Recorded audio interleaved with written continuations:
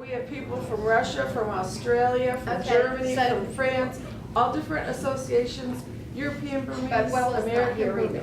Okay, all right, that's a start. We probably might need to fill in some holes of missing emails, missing people, find those.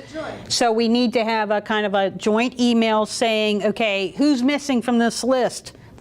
Get us on the list. Maybe there's people without email. We got to find a way to touch those people as well. And then from those people on the list, we need to say who on the list, who has males, who has females, what are they? Let's just do a census. Let's just do a census, maybe how old they are or something like that. And that will just get us an idea how many cats we're starting with.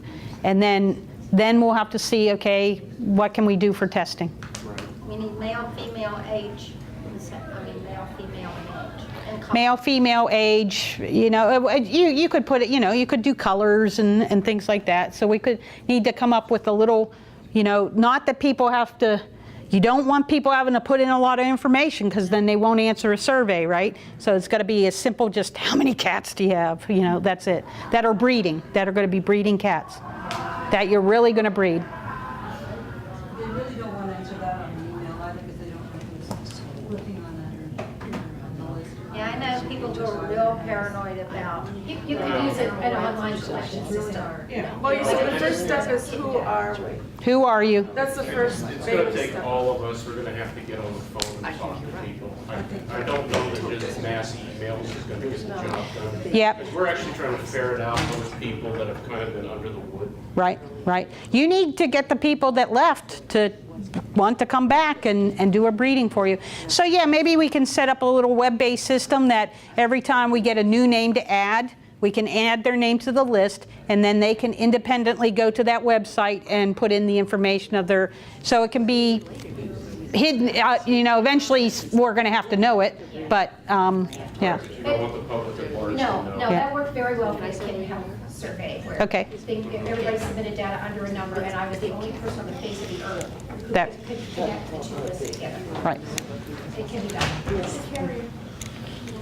So will UBCF be willing to spearhead that? And if so, those of us who are members need to know how to become members. We can make sure that everybody that's on the pre-council list and on the NAB list is aware of UCF and how to get be a member. Just a It's second. united-burmese.org, and the information's there. I've been, of course, in UBCF, and there's a few individuals in there that are going to make a lot of waves about all this. There are a couple of individuals who are going to have to tone it down. How are you going to control them? You explain to them why it's important. I know who you're talking about. You're gonna have to get over it. It's on the YouTube video. Is there something You're going to have to just move forward and leave people behind There's always somebody. at some point. We won't respond to any of their posts. No, just don't respond to them. Still get excited about, Just don't respond to it, just ignore it, and we'll just go on and talk about something Well, else. you only empower somebody that's behaving badly. If you respond, you're disempowering them. Correct. So you just don't respond to it. So say it again so I can write it down. United-Burmese. I can Yes, send an .org. invitation through. And I haven't paid my dues this year. I don't want to be presumptuous, but I'll ask the head of, I don't know, a NAB, if I can send an invitation through your mechanism, through our mechanism, I'm a member of NAB too, to join another group that's more universal. Yeah, I mean, NAB is our national breed club, but it is our CFA national breed club, and therefore it excludes. NAB does not exclude anybody. It's an open membership club. Okay. Right. Okay. It's just CFA. Well, see, so this is why I think there needs to be a web page that is a bigger umbrella, so that we just don't play this word game of NAB versus UBCF or whatever. We're just trying to get a big, Yeah, so we need a bigger umbrella word, So we need a single place. intergalactic Burmese, change the whole name. Super Burr. the super Burms. Because there are obviously people in NAB, not in UBCF. Yep. Yeah, we don't want You see, we need to have something that will encompass all Exactly, it's those. unaffiliated, all. everybody. Everybody. Okay, there's a Doesn't matter if webpage you're for this or that, you're still there.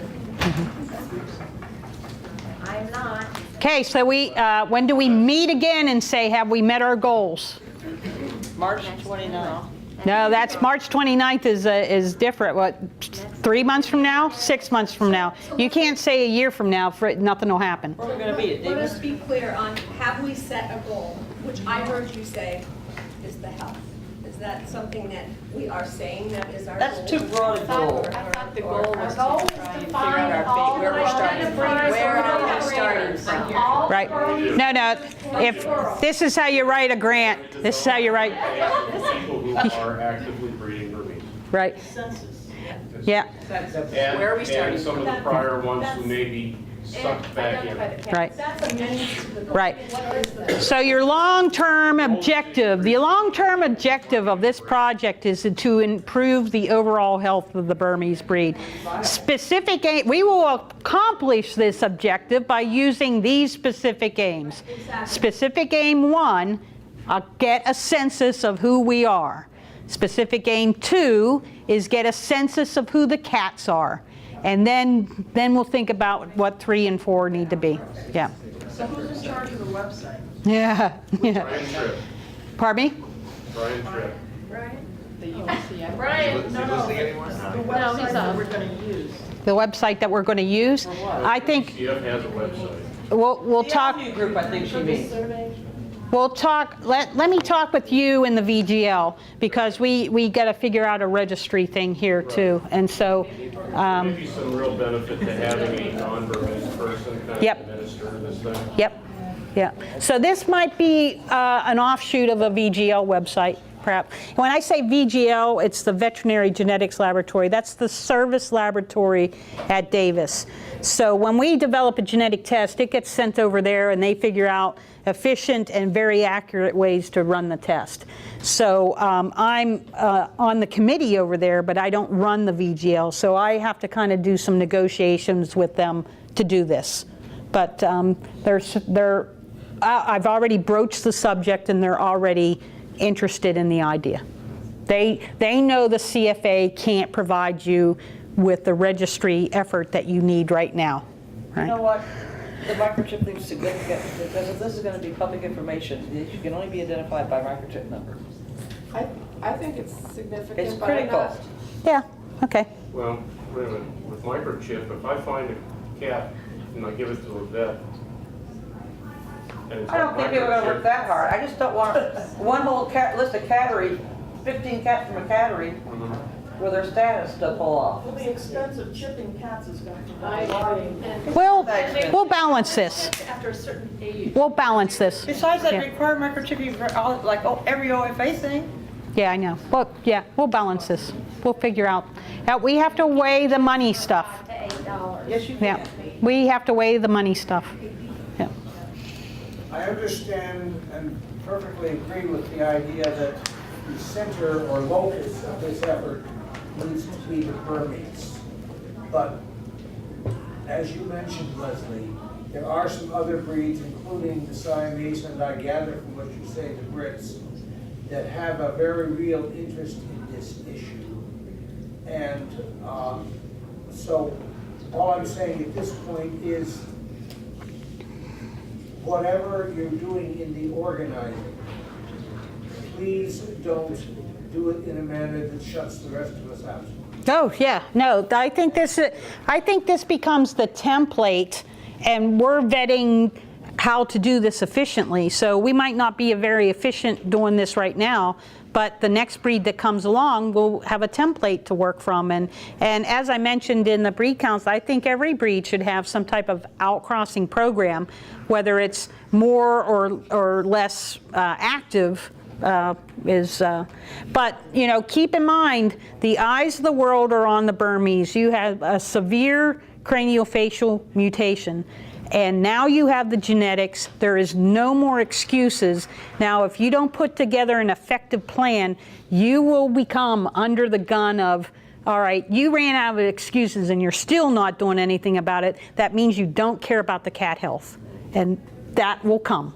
So we better figure out a plan now so that if somebody wants to say that to you, you can say, nope, we got a plan.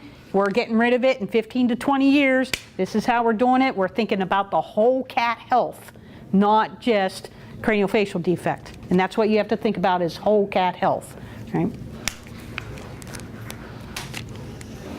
Yay. Let's go have beers.